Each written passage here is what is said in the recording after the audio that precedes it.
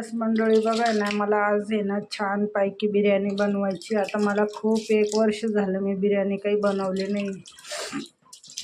आज बनवते आता मस्तपैकी बिर्याणी.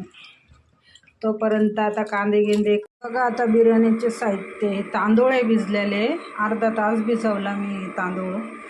बघा, हिरवी मिरची, या अद्रक लसणाची पेस्ट आहे, हे थोडा लिंबू, हे तेजपत्ता, हा चिकन आहे अर्धा.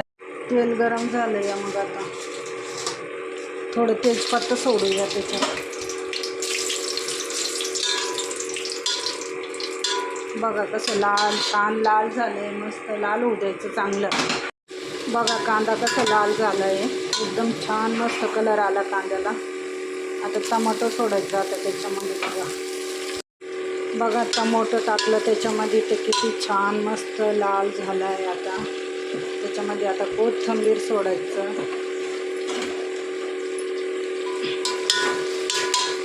आम्हाला जास्त तेल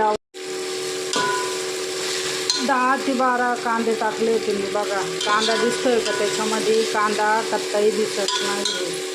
किती छान लाल झाला. आता ही मसाला आहे ना तो सोडून द्यायचा त्याच्यामध्ये.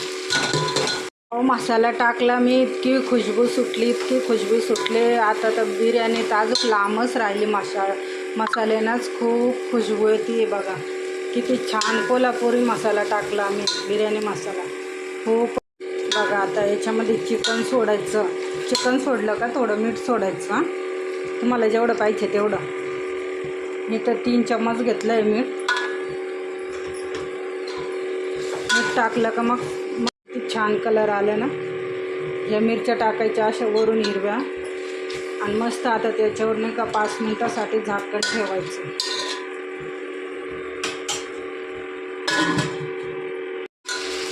बघा झाकण ठेवल्यावर हा मसाला ना चिकनमध्ये मुरतंय, आणि मग छान लागतं चिकन खायला, खूप छान लागतं. मग इतकं भारी चवबाज लागतं. तोपर्यंत मी पाणी गरम करून घेतलं. पाणी गरम करून घेतलं ना, भिजेल तांदूळ आहे ना तर मस्त चिकनमध्ये टाकले. आता असे फ्राय करून घ्यायचे त्याला, मग नंतर वरून पाणी सोडायचं. मग 10 मिनटासाठी झाकून. बघा आता पाणी सोडलं आहे. आता मस्त 10 मिनटासाठी झाकून ठेवायचं मस्त. आणि आता एकदम छानपैकी शिजनते. आता रेडी झाली, 10 मिनटात बिर्याणी तयार. मस्त खूप छान कलर आला. बघा रेडी झाली बिर्याणी. खूप छान असं मस्त कलर आला आणि खूप भारी वाटते. खाल्ली तर खूप टेस्टी लागते. तुम्ही बी करून बघा अशी झटपट रेसिपी.